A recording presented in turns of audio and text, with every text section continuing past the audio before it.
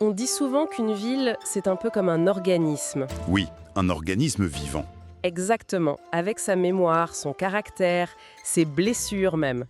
Et aujourd'hui, on va essayer de prendre le pouls d'une bastide du Lot-et-Garonne, Castillonnès, en se plongeant dans une source très très locale, mais vraiment riche. Ah oui? On a ici le numéro de janvier 2026 du Tambour de Castillonnès, C'est un nom qui sonne bien. n'est-ce pas? C'est un mensuel gratuit publié par une association qui s'appelle Patrimoine vivant de Castillonnès. Et leur projet est clair, utiliser l'histoire pas comme une relique, mais vraiment comme une clé pour comprendre le présent Et pour imaginer l'avenir aussi. et pour imaginer l'avenir. Et c'est cette démarche que je trouve fascinante. C'est pas juste une liste de dates ou d'anecdotes. C'est une vraie tentative de cartographier l'âme d'un lieu, de voir comment la mémoire collective peut révéler un potentiel qu'on avait peut-être oublié. Une redécouverte? Une redécouverte. Voilà. Le ton est donné dès l'édito d'ailleurs. Il est signé Jean-Louis de Biasy. Et l'idée de fond, c'est que l'histoire est un juge impartial. Mhm. Elle nous montre comment les ambitions, les querelles, ça peut abîmer un lieu, mais aussi comment cette même énergie, si elle est bien orientée, peut servir le bien commun. C'est une question de choix en somme. C'est une question de choix collectif. L'édito utilise une métaphore que je trouve excellente. Pour soigner un lieu, il faut être comme un bon médecin. Ah oui, On ne traite pas juste le symptôme, on regarde l'organisme entier. Et c'est ce que fait ce numéro en se concentrant sur un tout petit endroit, une ancienne chapelle et sa place qui ont disparu aujourd'hui. c'est une invitation à s'arrêter et à regarder ce qui nous entoure avec un œil neuf. Presque comme un archéologue du quotidien, oui. Alors, suivons cette piste. Le journal nous emmène sur les traces de cette église Saint-Roch, un lieu qui a eu 1000 vies. Et tout commence au début du XVIIIe siècle. Avec l'arrivée des Capucins. Exactement. En 1702, des capucins d'Agen s'installent.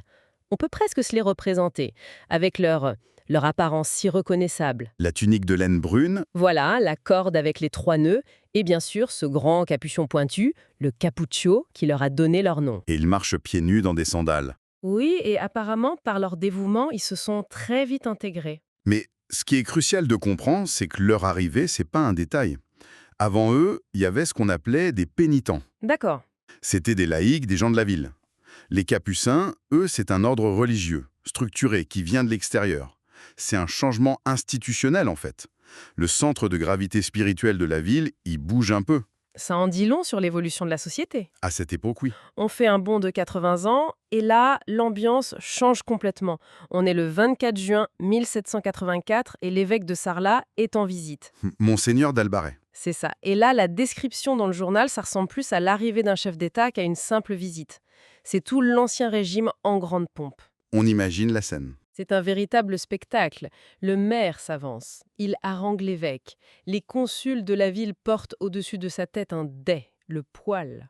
La milice bourgeoise est en armes. En armes, les tambours qui résonnent, les cloches qui sonnent à toute volée.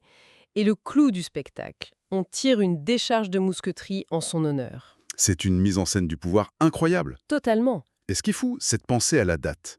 1784. On est à 5 ans de la Révolution. Un cheveu. La question c'est, est-ce que les gens qui sont là, qui participent, est-ce qu'ils sentent que c'est la fin d'un monde ou est-ce qu'ils pensent que cet ordre social est éternel? C'est comme la dernière danse sur le pont du Titanic. Exactement, la tension historique est palpable. Et le naufrage, pour cette église, il est brutal. À peine 6 ans plus tard, en 1790, l'église Saint-Roch change complètement de rôle. La Révolution est passée par là. Elle devient le lieu des premières assemblées révolutionnaires de la ville. Le sacré est balayé par le politique. C'est le début d'une longue transformation, disons. Ouais, on peut dire ça. Le lieu est désacralisé, comme partout en France. Et ça s'accélère. Ça s'accélère. En 1795, elle est vendue comme bien national, puis elle est réquisitionnée comme dépôt de fourrage, et le journal donne un détail savoureux, elle est même louée un temps pour servir d'écurie à la gendarmerie. Non mais, on imagine la conversation. On fait quoi de l'église? Bah, j'ai besoin de place pour les chevaux. C'est le pragmatisme révolutionnaire. Et la place juste à côté est rebaptisée Champ de la Fédération, on y plante l'arbre de la liberté. Le destin de ce bâtiment est emblématique. Il passe du religieux au politique, puis au purement utilitaire. La pierre reste, mais l'âme du dieu, elle, est complètement réécrite. Et la réécriture continue. Au XIXe siècle, le bâtiment devient un hôtel, l'Hôtel de France. Classique. Puis, on arrive dans les années 50. En 1957, on installe un grand lampadaire moderne, symbole du progrès. Et là, En 1958, pendant les travaux pour un magasin de cycles, Un magasin de cycles, d'accord. dans l'ancien hôtel Coup de théâtre, les ouvriers découvrent des squelettes dans la cave. Ah oui, quand même. Des squelettes. Et c'est là que le paradoxe est saisissant.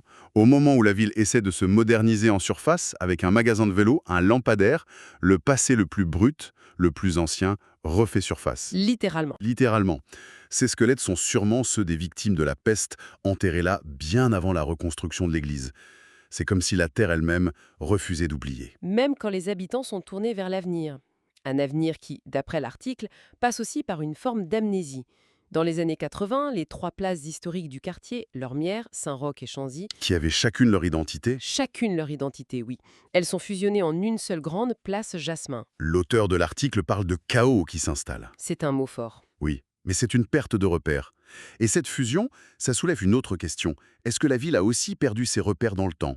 Et l'enquête du journal suggère que oui, en s'attaquant à 2 dates clés qui ont été oubliées. On a donc ce lieu qui a eu 1000 vies. Mais l'identité d'une ville, ce n'est pas que des pierres, c'est aussi son rythme, son calendrier. Et celui de Castillonnès a été un peu bousculé. La première date que le journal réhabilite, c'est le 21 septembre, La date de fondation, la vraie date de fondation. C'est une enquête historique passionnante. On a longtemps cru que la Bastide avait été fondée le 10 septembre 1259, d'accord. mais en fait, un premier historien avait fait une erreur de traduction. L'erreur a été corrigée une première fois, mais c'est un certain Monsieur Hauer qui a mis le point final, Et comment? en tenant compte d'un détail que tout le monde avait oublié, le changement de calendrier de 1592. Attendez, ça veut dire que pendant des siècles, on a peut-être fêté l'anniversaire de la ville au mauvais moment. À cause d'une réforme du pape Grégoire XIII, oui. C'est incroyable. Une décision prise à Rome au XVIe siècle qui a un impact sur une petite Bastide aujourd'hui. C'est exactement ça. Le calendrier julien, celui de Jules César, avait un tout petit décalage, 11 minutes par an. Mais sur des siècles, ça s'accumule. Sur 1300 ans, ça fait une dizaine de jours. Le pape a donc décrété qu'on sauterait 10 jours pour se recaler.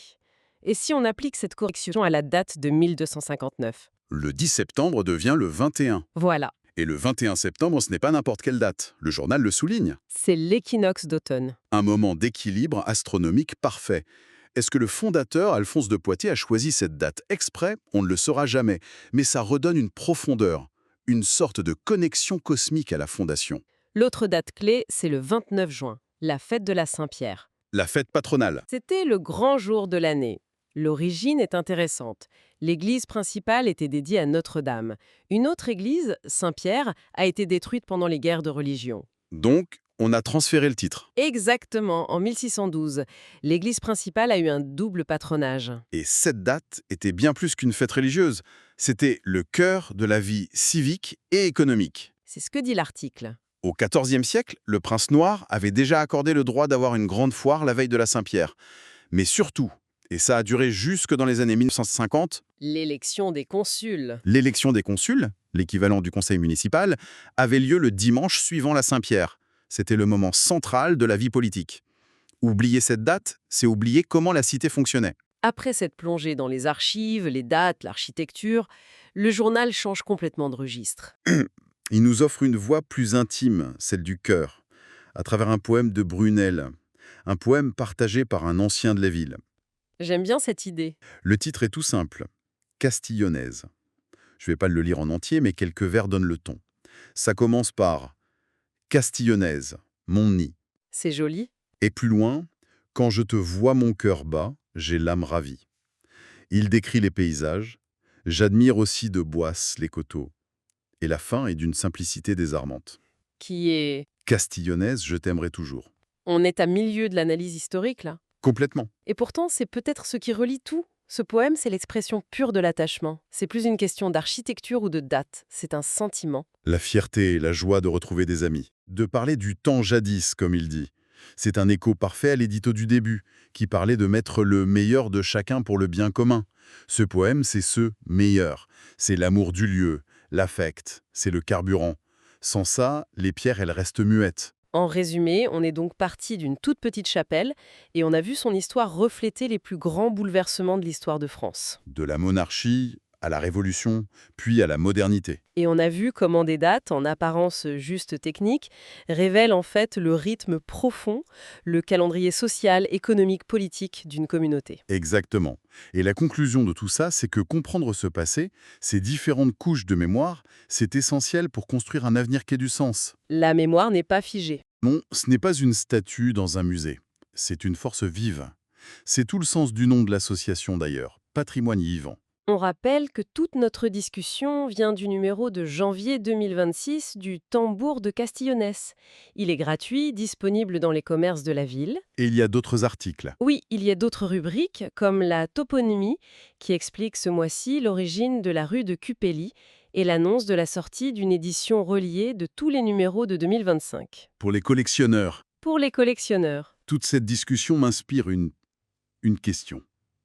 C'est en fait celle que pose l'éditorial, en filigrane. Il nous invite à regarder notre environnement avec un regard neuf. Hmm. Alors, la question qu'on peut se poser, c'est si un lieu dans notre propre quotidien, une rue, une place, un vieil édifice, si ce lieu pouvait nous raconter son histoire, quelle transformation surprenante, quelle secrète est-ce qu'il nous révélerait?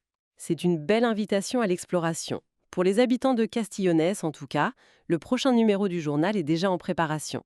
Ah oui? Il promet un nouvel édito qui fera le pont entre passé et futur, de nouvelles enquêtes et le retour d'une rubrique qui s'appelle « L'histoire courte ». De quoi continuer à faire parler les murs? Exactement. De quoi continuer à faire parler les murs.